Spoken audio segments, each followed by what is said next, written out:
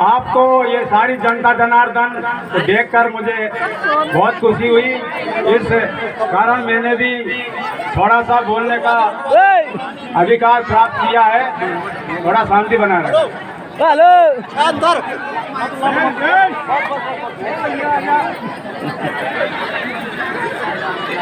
मेरा मकसद ये है कि आपको, पूरी समाज को और हमारे जो भी ओबीसी वर्ग के आए हैं उन सबके लिए, इस आयोजन के लिए और यहाँ की कमेटी के लिए, यहाँ के जो भी ग्रामवासियों के लिए तहे दिल से स्वागत है। जो कोरोना के बाद ये तीसरी साल में इस बार ये आयोजन होने जा रहा है, हो रहा है।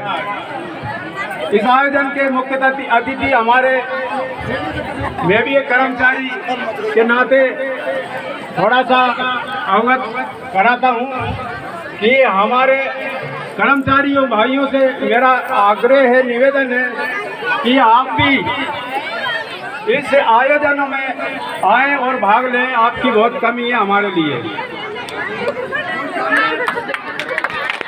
कोई आपसे राशि नहीं मांगी जाती है।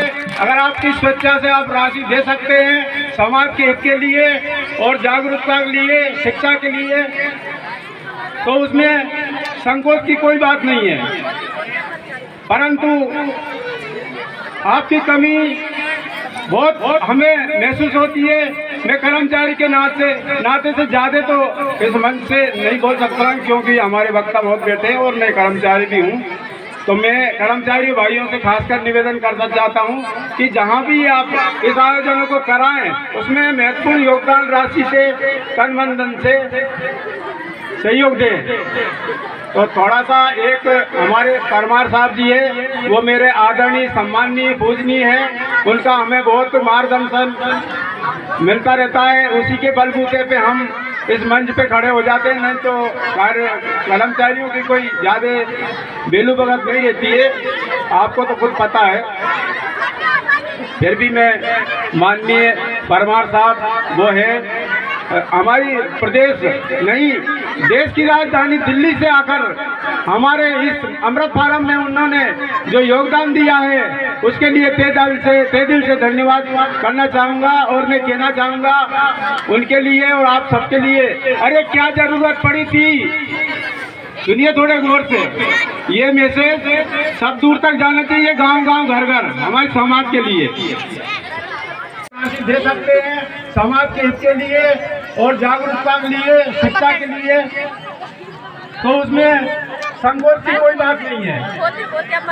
परंतु आपकी कमी बहुत हमें महसूस होती है। मैं कर्मचारी के नाते से ज़्यादा तो इस मंच से नहीं बोल सकता, क्योंकि हमारे वक्ता बहुत बैठे हैं और मैं कर्मचारी भी हूँ। तो मैं कर्मचारी भाइयों से खासकर निवेदन करना चाहता हूं कि जहां भी आप इस आयोजन को कराएं उसमें महत्वपूर्ण योगदान राशि से, तन मन धन से सहयोग दें।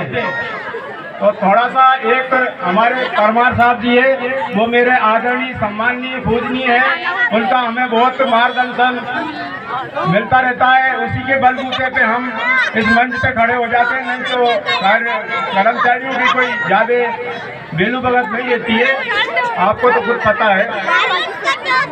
फिर भी मैं माननीय परमार साहब, वो है हमारी प्रदेश नहीं देश की राजधानी दिल्ली से आकर हमारे इस अमृत फारम में उन्होंने जो योगदान दिया है उसके लिए तहे दिल से धन्यवाद करना चाहूँगा। और मैं कहना चाहूँगा उनके लिए और आप सबके लिए, अरे क्या जरूरत पड़ी थी, सुनिए थोड़े गौर से, ये मैसेज सब दूर तक जाना चाहिए, गांव गांव घर घर, हमारे समाज के लिए। साथियों, क्या जरूरत पड़ी थी गांव गांव में इस तरह महफिल सजाने की,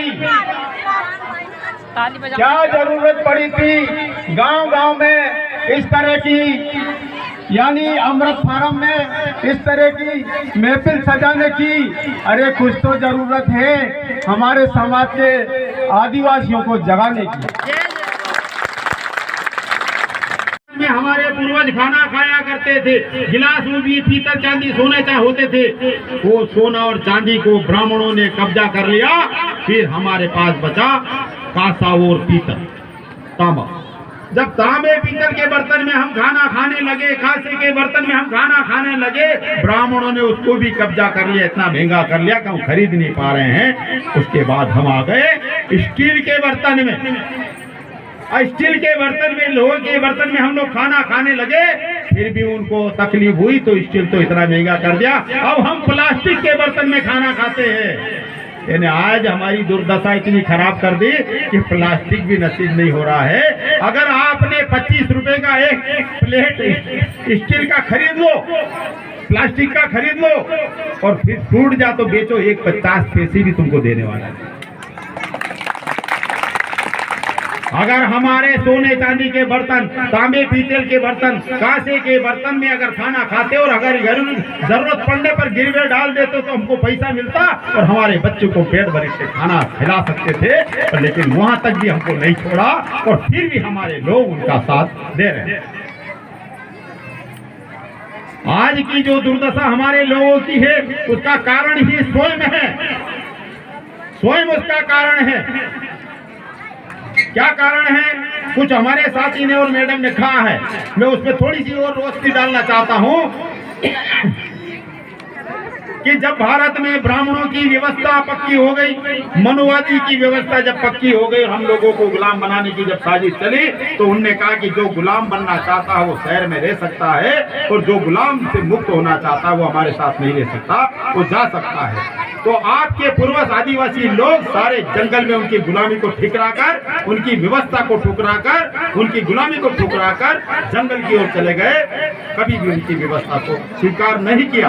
आपने जिसकी संतान है, आप यहाँ बैठे हो, आपके पूर्वजों ने उस व्यवस्था को ठुकराया, आपके पूर्वज जंगल में चले गए, तो लेकिन ऐसी कौन सी व्यवस्था, ऐसी कौन सी विडंबना, ऐसी कौन सी परिस्थिति उत्पन्न हो गई कि आपके दादा परदादा परदादा परदादा ने जो ये व्यवस्था को ठुकराई, उसी व्यवस्था को आपने स्वीकार कर लिया। क्या कारण रहा? क्या कारण रहा? समझ में आ रहा कि नहीं आ रहा? उस व्यवस्था को ठुकरा दिया आपने, उस व्यवस्था को स्वीकार कर लिया और फिर कहते हैं हमारी दुर्दशा ठीक नहीं है। तो तुमको गुलाम बना रखा उनने, और गुलाम कभी भी आजाद नहीं हो सकता।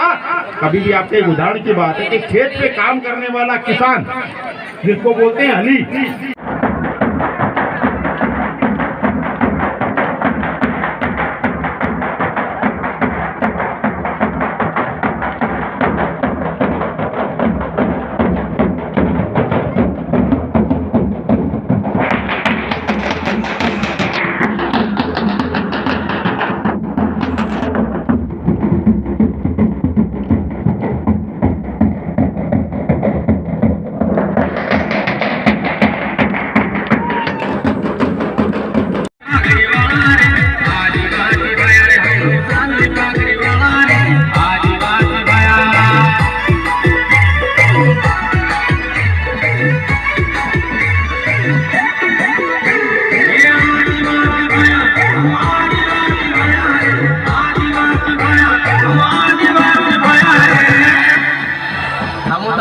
शहर में आई अपना गाँव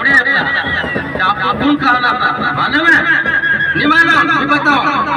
हम जंगल राजा रे आदिवासी भाई रे, हम जंगल राजा रे आदिवासी भाई।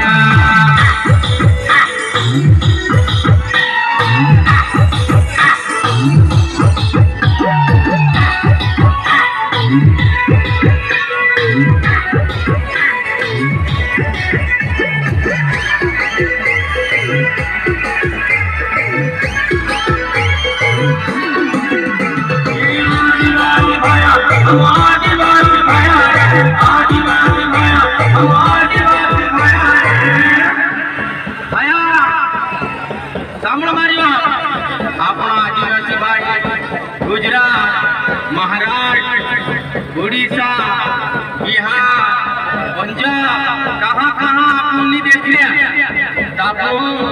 ध्यान रखो, अपना कौन सा सारी दुनिया में छाया रे आदिवासी भाई, सारी दुनिया में छाया रे आदिवासी भाई।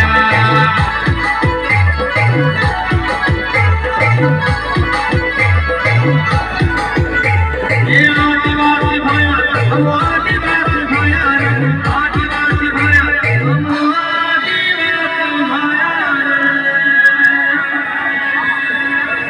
हम मिर्ग रूप आदिवासी